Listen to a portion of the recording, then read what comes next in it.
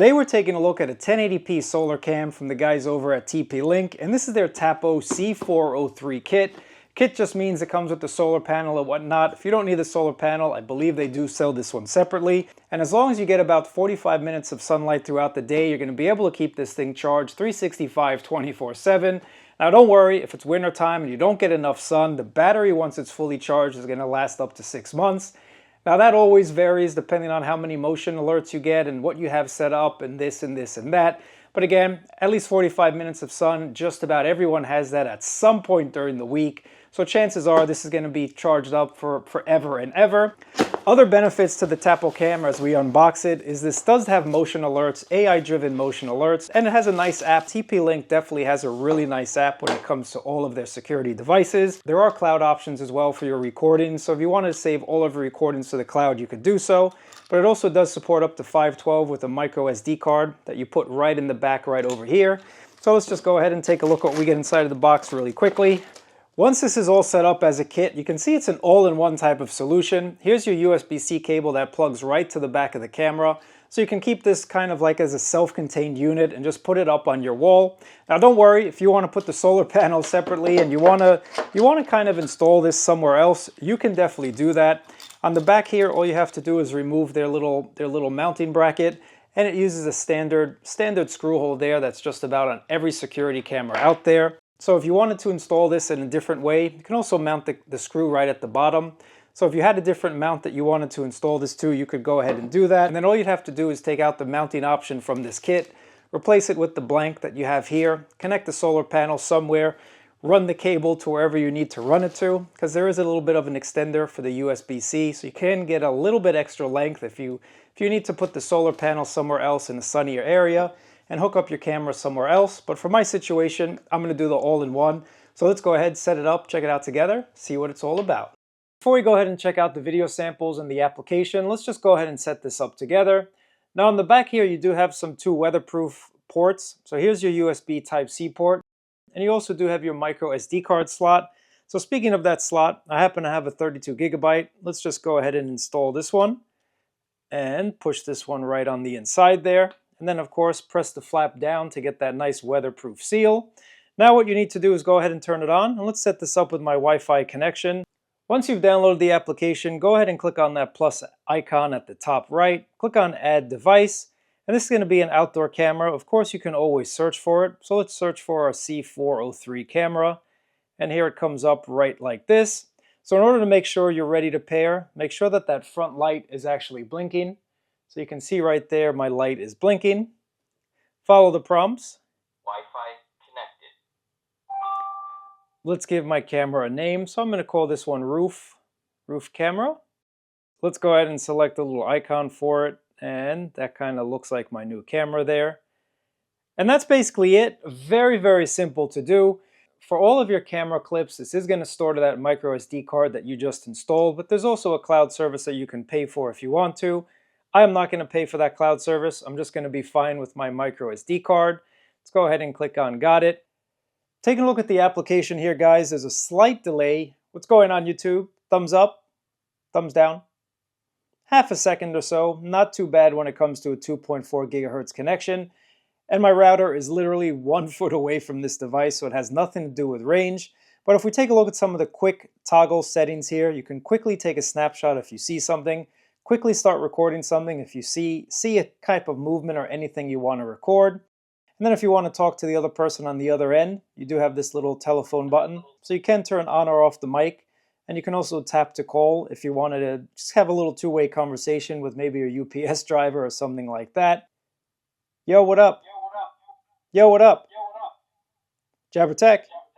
Not too bad when it comes to the speaker quality on the TAPO device. You definitely will be able to hear the other person and have a little conversation. Now, the great feature that I love is called an alarm. So if something's happening while you're not home, or maybe you're even in the inside underneath your bed hiding, you can trigger an alarm really quickly. And this is going to be an audio and visual or either or type of situation.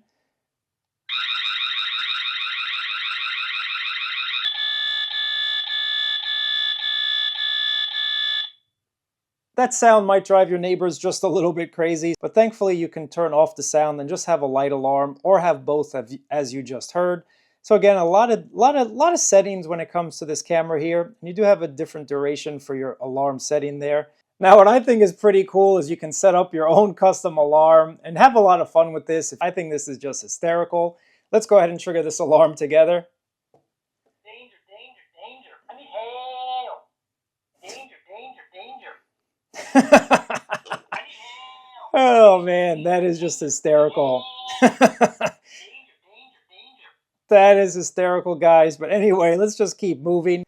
Now with privacy mode, it's basically going to stop recording and streaming to protect your privacy. This is great if you do have this inside or maybe pointed on top of a hot tub or a pool and you don't want some shenanigans being recorded. Privacy mode is something I actually really like. And I like the TAPO application, guys. It's just a very cool application. Here's your light setting. So if you wanted to activate those lights, and we're going to check out these lights at night as well, go ahead and do that. Now with tag, it's going to follow the person that it finds on the video feed and just kind of tag it as a person or a pet or a vehicle, anything like that. And yes, you do get push notifications if something happens. You can turn that off. So to turn it off, you do need to go into your device settings here. TP-Link give us a lot of settings when it comes to their cameras, and even on the lower end, they do give you a lot of settings that you might not find on some other cameras out there. So you can go ahead and switch out the detection range if you wanted to do that. You could go ahead and fine-tune this detection range. That's going to save you from a lot of false positives, and it's also going to let you monitor what you want to monitor. You can also change the detection zone, which I actually really like, and you can set up different zones for different types of events. So you can set up a detection zone for motion, people, pet, or vehicles. Very cool, guys. I actually really like seeing this, and it's very simple to do. So this one right here is going to be for motion. I'm just doing this on the fly just to show you. That's going to be motion. And if you want to do for people, you can see the different color to correspond with that. So I'm going to save that detection zone for a person. Let's go ahead and do pet. Maybe you just want a little subsection where your dog house is or something like that. You could go ahead and save that. So you have different types of zones, guys. I really like being able to set up different zones. Or of course, you can just set up one type of zone for all types of activity, all types of motion. Here's your battery stats, and here's your solar charging data. Let's go ahead and enable that because I'm gonna connect the solar panel to it. And you can see the battery status, the battery percentage, and how much data or how much power has been used. So right now you can see I am charging it via cable, so just shot up just a little bit, and I'm not using any battery at the moment. How much time has been used. So there's a lot of details. Lastly, guys, let's end out this application. Here's your local storage recording. So you can go ahead and store this to that SD card. So right now I do have it installed, and it's going to loop record, meaning first in, first out type of deal. Now under clip settings, this is where you can set the retrigger time. So that's the interval between triggers, interval between motion detection. Here's a record buffer as well. So it's going to record a little bit after the camera has detected some motion. And you can set this up just in case something happens afterward. Now here's maximum clip length. Now again, the more that you activate these settings, you're going to use a little bit more battery life. Now I personally don't think 20 seconds is enough, so I like to leave it to 25 seconds, even though it's going to take up just a little bit more battery, but I think the other settings are fine just as they are. And here's a recording schedule. Again, very customizable. When do you want this to record? When do you not want this to record? Now, I know there's a lot of settings, guys. Just bear with me. We're almost done with all of these settings, but here's your video quality. Now, I recommend you kind of leave it on auto. I mean, everyone likes that 1080p video, but that is going to take a lot more power, and the clips are going to look a lot better. So I would leave it on auto if you guys are worried about that. Now, for the purposes of this video, let's leave it on the 1080p just because we want to see what this camera can really do here. Now, privacy zones, I think, is a really good feature. It's going to ensure that you don't record some part of where this camera is pointed to. So if you have neighbors across the street and you don't want to record your neighbors when they're out in their own backyard or whatnot. So right now you can see only half of my screen is going to have the ability to be recorded. So very cool that you have privacy zones, and you can set up multiple privacy zones if you want to. Detection tag, once again, guys, it's going to let you know what it's following if you wanted to do that.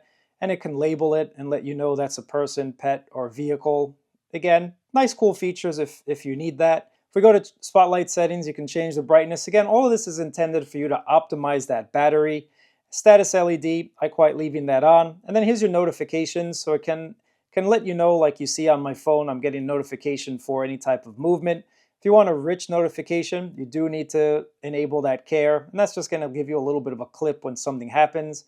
Now that's really it when it comes to the settings. There's a couple more settings here, like sharing the camera with loved ones if you wanted to. There's also smart actions that you can set up, so when you arrive home it does A or B. It's kind of like if that, then that.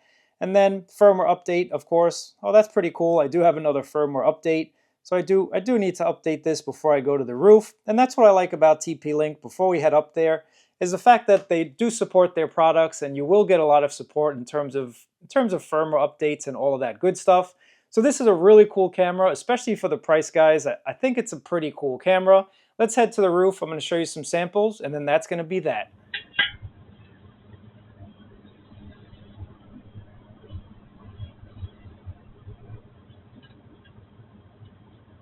So, as we do a little bit of a test, this is 10 feet away. I want to see if you can read the box and my t-shirt. 10 feet away, guys.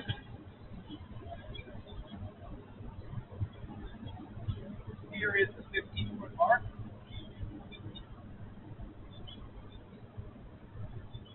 And then we'll go to 20 feet.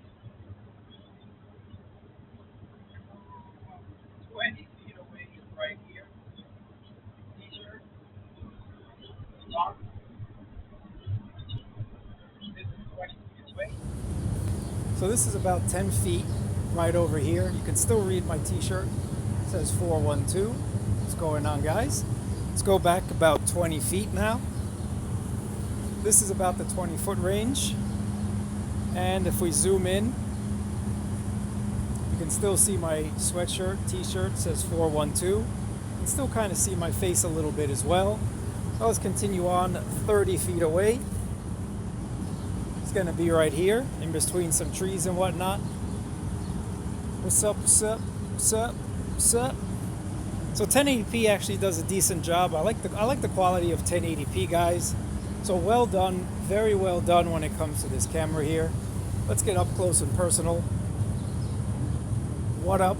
What up? What up? What up?